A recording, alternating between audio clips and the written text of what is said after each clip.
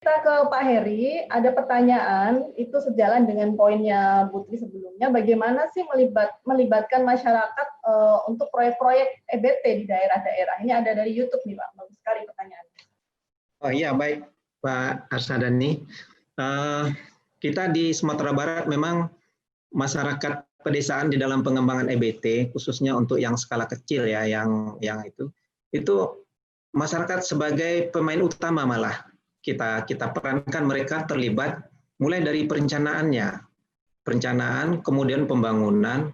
Di tahap pembangunan itu kita minta kontraktor yang kita serahkan untuk membangun katakanlah PLTMH yang skala kecil itu untuk mulai menyiapkan tenaga-tenaga lokal untuk menjadi operatornya nanti. Jadi dalam tahap pembangunan kita sudah libatkan mereka.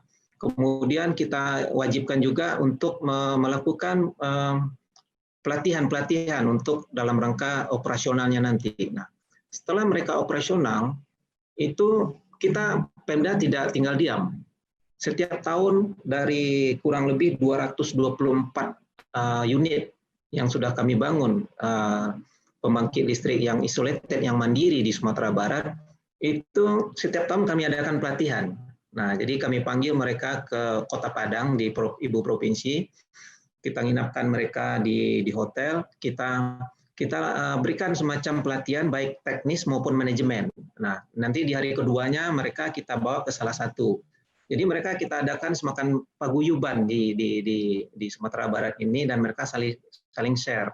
Nah, kita ketahui kan lokasinya sangat jauh itu Mbak, di daerah pedesaan. Nah, kita siapkan di sini aparat kita untuk membantu apabila terjadi persoalan-persoalan teknis di lapangan, karena tidak mungkin mereka selalu akan bisa mampu untuk melakukan perbaikan-perbaikan. Nah, itu kita lakukan dengan aparat Pemda. Nah, juga kita lakukan pembinaan-pembinaan. Nah, makanya saya coba untuk membuat semacam regulasi melalui peraturan gubernur untuk mengatur tata kelola bagaimana mereka melakukan pengembangan dan pengoperasian EBT itu secara profesional. Nah, namun tadi saya sampaikan kita belum bisa bicara masalah tarif di situ.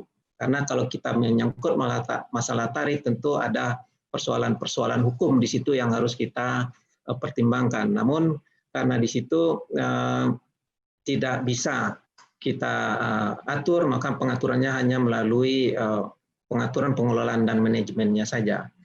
Nah, di samping itu yang perlu juga kami informasikan bahwa kami juga menyiapkan anggaran untuk apabila terjadi persoalan-persoalan kebencanaan. Kita ketahui pembangkit ini banyak berada di sungai-sungai yang suatu saat mungkin saja terjadi oleh bencana. Nah, kami siapkan anggaran untuk melakukan revitalisasi. Jadi peran pemerintah di sini adalah sebagai pembina di dalam pengelolaan ini. Jadi peran masyarakat itu sangat dominan dan sangat utama sekali dalam pembangunan dan pengoperasian dari pembangkit listrik skala kecil ini. Oke. Ada yang bertanya nih Pak, apakah seperti penyediaan PLTBM untuk feedstock itu Bapak ada sinergi dengan melibatkan ini masyarakat gitu? Kalau PLTBM ada, ya memang semua harus kita libatkan masyarakat. Karena kalau masyarakat tidak terlibat dari awal, saya sampaikan, kita ketahui masyarakat kita cenderung nanti skeptis terhadap proyek-proyek pemerintah ini. Nah, jadi kalau mereka tidak terlibat dari awal, sehingga di dalam pengoperasiannya nanti mereka tidak serius untuk mengelola. Karena kita yakinkan mereka, mungkin selama dunia terkembang, ini adalah satu-satunya dan yang pertama yang terakhir anggaran pemerintah yang diberikan ke lokasi ke daerah mereka. Nah, sehingga kita yakinkan mereka betul-betul menyadari ini nantinya milik mereka dan harus mereka pelihara, mereka rawat secara bersama. Dalam pengoperasiannya pun anggaran-anggaran untuk itu mereka harus gotong royong, tapi cukup sekadar untuk biaya operasionalnya. Nah, ada sebagian juga yang kalau kita lihat mereka bisa menabung dari tabungan dari iuran-iuran yang mereka lakukan itu. Nah, inilah apa yang disampaikan oleh Bu Tri tadi. Kalaulah ada regulasi yang khusus mengatur tentang pembangkit energi terbarukan di pedesaan ini, saya pikir kita akan lebih punya keyakinan untuk bisa mengembangkan semua potensi-potensi energi terbarukan yang ada di daerah pedesaan. Mungkin itu Mbak Asadani. Baik Pak Heri, ini juga ada yang nanya, sejalan dengan Ibu Tri, bagaimana pemenuhan aturan seperti WILUS dan lain-lain serta keberlangsungan pembangkit yang sudah ada, seperti operasionalnya, di mana dan di mana saja yang sudah berjalan hingga saat ini. Dari 224 unit itu ada PLTMA sekitar 168 dan PLTS terpusat ada 56.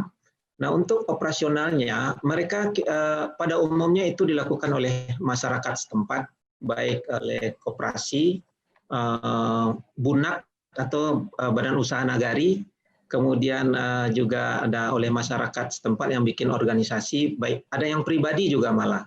Nah, itu operasionalnya mereka secara musyawarah menetapkan berapa iuran yang harus mereka berikan untuk kelangsungan operasionalnya.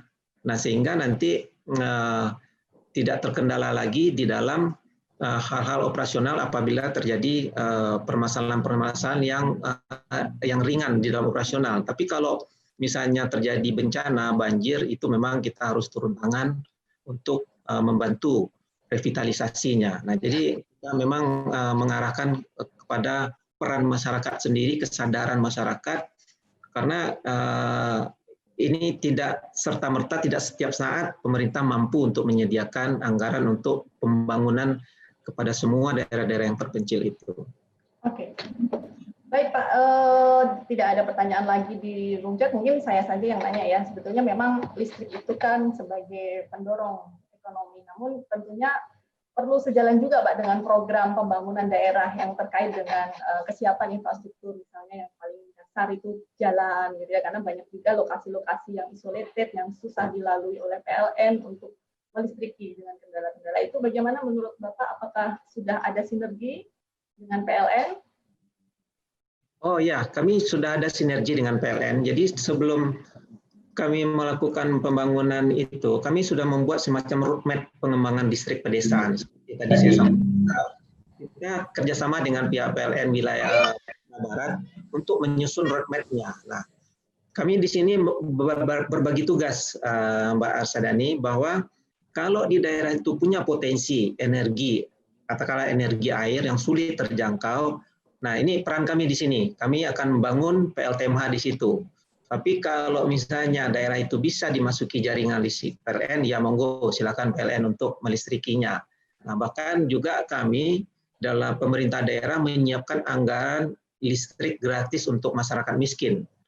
Katakanlah misalnya PLN sudah memasuki jaringan ke suatu desa, tapi masyarakatnya tidak mampu untuk menyambung biaya penyambungan, nah kami siapkan anggaran untuk itu, walaupun masih memilih skala prioritas daerah-daerah mana yang perlu kami dahulukan karena terbatasnya anggaran. Namun belakangan teman-teman dari Dewan juga sebagian pokirnya sudah mereka salurkan ke arah itu untuk bisa masyarakat daerah pemilih mereka mempunyai akses ke tenaga listrik di daerah-daerah terpencil itu. Jadi saya pikir ini cukup bagus sinergi kita di dalam pengembangan listrik pedesaan, baik dengan PLN sebagai institusi teknis maupun dengan teman-teman di Dewan di dalam menganggarkan anggaran untuk pengembangan listdes ini. Oke, baik Pak, salut dengan Sumatera Barat ya yang sudah baik sinerginya, stakeholder manajemennya dengan PLN dan lain-lain.